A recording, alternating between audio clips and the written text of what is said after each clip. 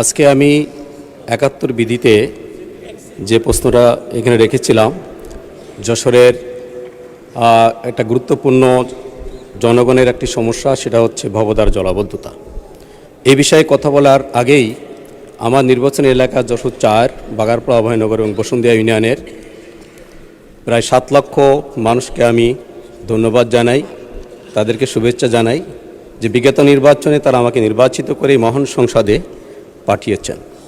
আমি আজকের দিনে লিলি আল্ট্রাসফট সিরাম জেল, যা গভীর থেকে স্কিনে দেয় 3 গুণ সিরাম হাইড্রেশন। সিরাম জেল হাইড্রেশনে ব্রাইট থাকো সব সিজনে।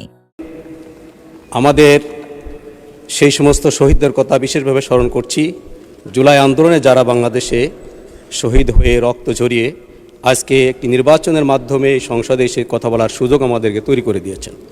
মাননীয় স্পিকার, আমার এলাকার যে সমস্যাটা সেটা ভবদার জলাবদ্ধতা।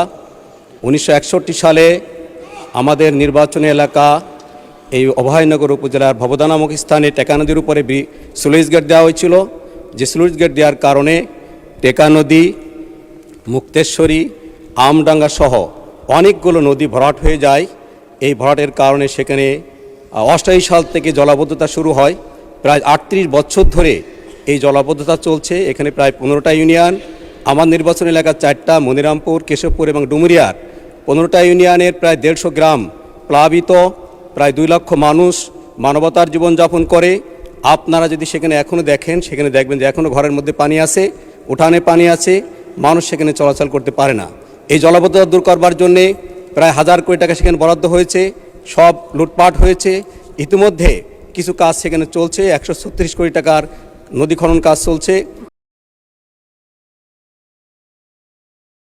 লিলি আল্ট্রাসফট সিরাম জেল, যা গভীর থেকে স্কিনে দেয় 3 গুণ সিরাম হাইড্রেশন। সিরাম জেল হাইড্রেশনে ব্রাইট থাকো সব সিজনে।